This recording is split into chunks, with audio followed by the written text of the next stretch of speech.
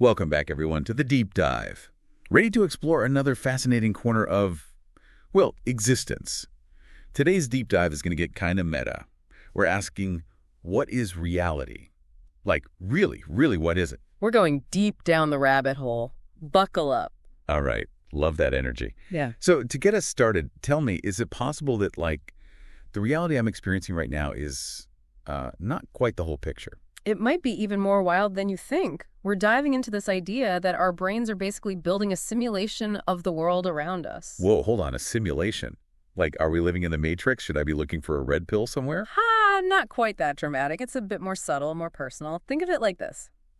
Your brain is bombarded with a ridiculous amount of sensory information every second, right? Sights, sounds, smells. It's overwhelming. Oh, for sure. I can't even imagine trying to process all of that all the time. So how does my brain deal with that? That's the incredible part. Your brain filters it a lot. It acts like a super sophisticated spam filter for reality, deciding what's important for you to notice and what can be safely ignored. That makes sense, I guess. It would be impossible to pay attention to everything at once. But are you saying my brain is, actively choosing what I experience? That's kind of freaky. It's actually even more active than just choosing. It's shaping your perception. Yeah. Your brain takes that raw sensory data and think of it like editing a film.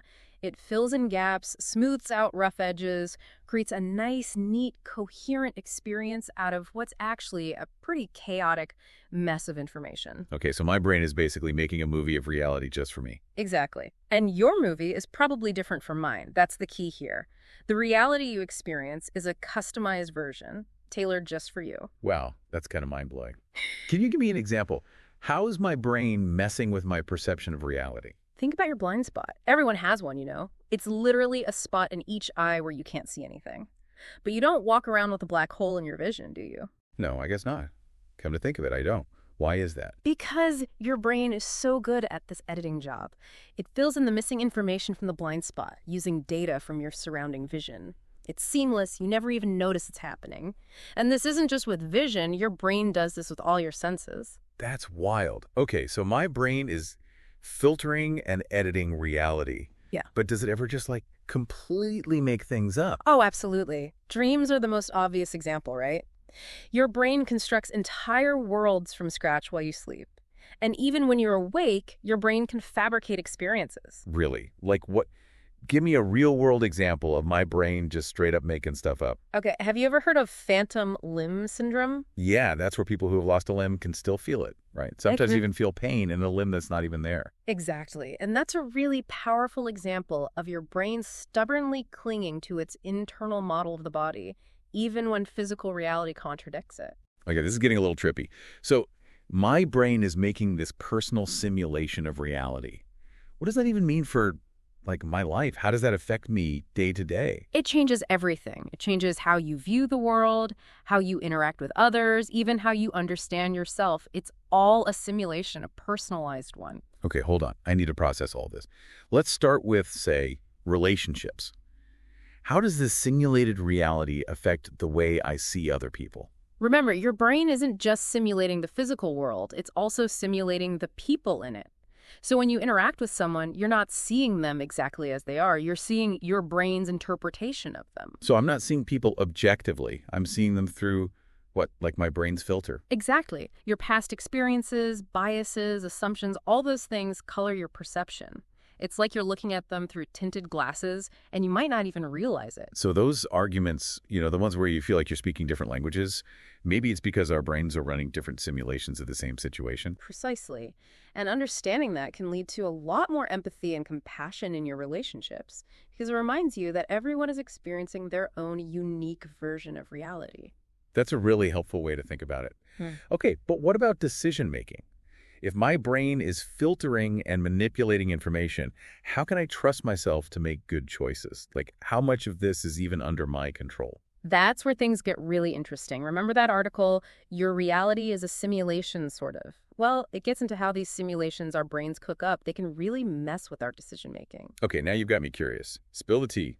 What's going on up there when I'm trying to make a choice? Well, your brain, it's all about efficiency. It loves shortcuts, wants to save energy, make those snap judgments. We call those mental shortcuts cognitive biases. Cognitive biases, right? I've heard that term.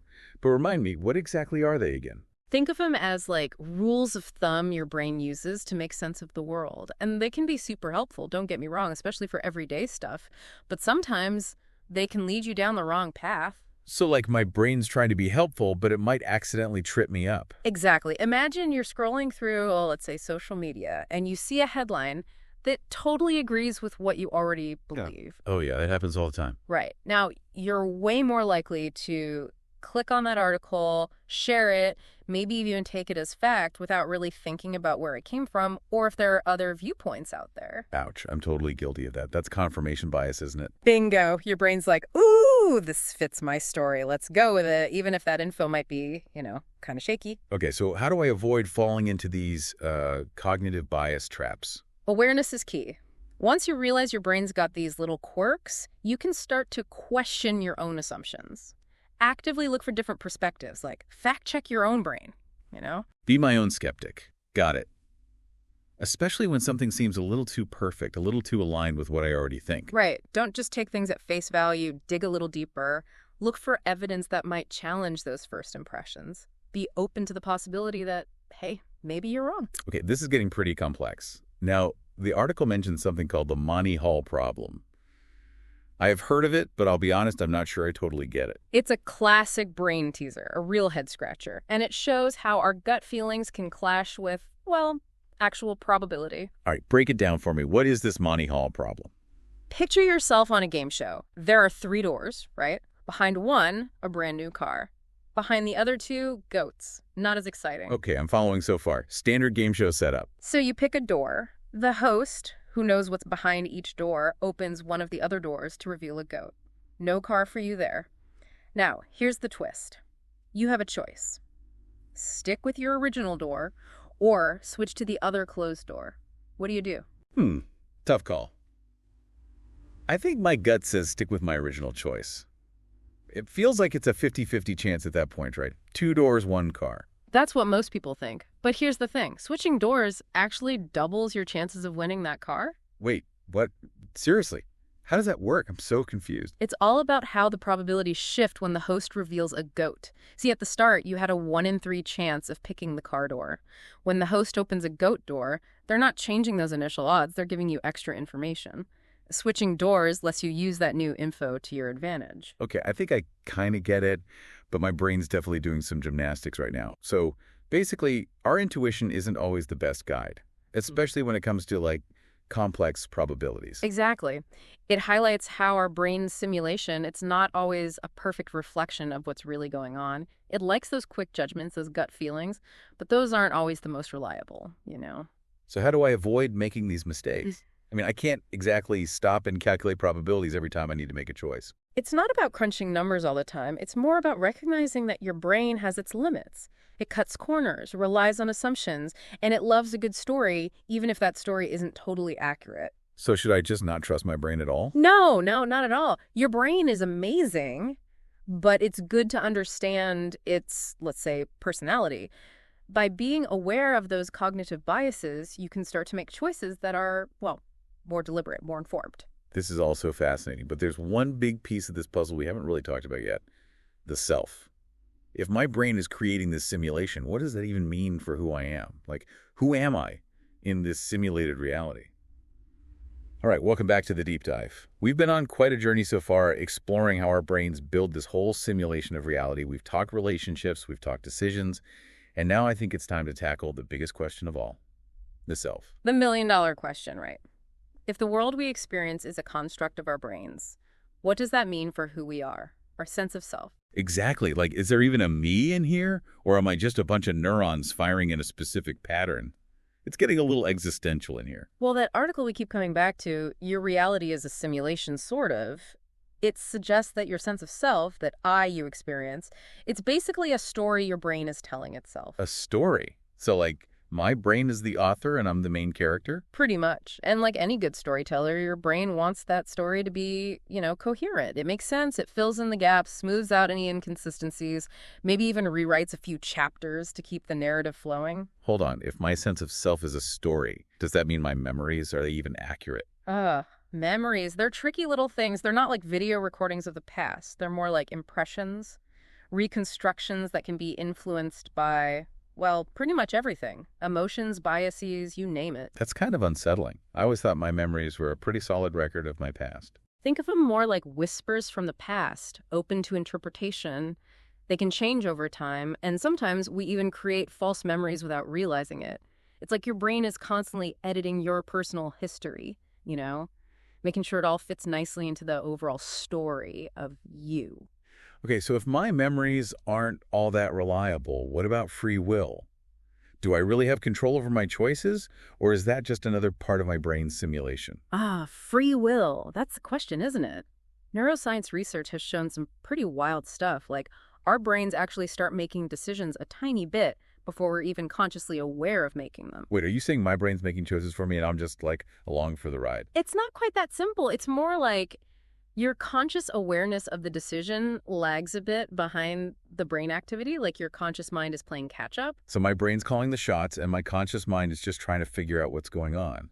That's a lot to take in. It definitely challenges how we traditionally think about free will, but it also opens up some really interesting possibilities. If we can become more aware of those unconscious processes that are driving our decisions, well, maybe we can start to exert more control over our choices. Okay, that's a little bit of hope in this mind-bending reality we're exploring. So if my memories aren't totally reliable and my free will might be a bit more complicated than I thought, is there anything about my sense of self that's actually, real? It's not so much about real or not real. It's more about recognizing that the self isn't this fixed, unchanging thing. It's a process. It's constantly evolving, changing. The story's being written as we go. So I'm not stuck with a set identity. I'm more like a work in progress. Exactly. And that's pretty powerful when you think about it. It means you can change, you can grow, you can rewrite your own story.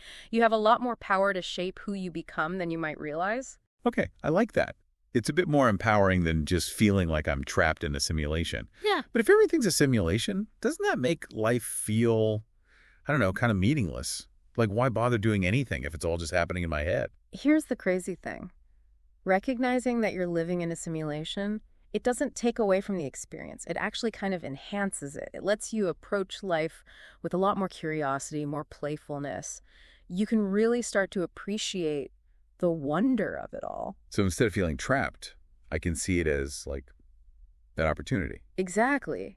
You have way more agency than you think. You can rewire your brain. You can break free from those beliefs that are holding you back. You can create a reality that is more aligned with who you are and what you want. It's like we're all living in a choose-your-own-adventure story, and we've been stuck on the same page for way too long. But now we have the power to turn the page and explore all these new possibilities. That's a great way to put it. And the key to all of this is awareness. Once you understand how your brain is constructing your reality, you can start making more conscious choices about the story you want to tell. This has been an incredible journey. We've gone from questioning the nature of reality to diving deep into the mysteries of the self. My brain is definitely feeling a bit fried, but in a good way. And it's just the beginning. There's so much more to learn about the incredible power of our minds. Thank you for joining us on this deep dive. We hope you learned something new about yourself, about the world, and about the amazing power of your brain to shape your reality. Until next time, keep questioning, keep exploring, and keep creating the story you want to live. That's all for the deep dive. We'll see you next time.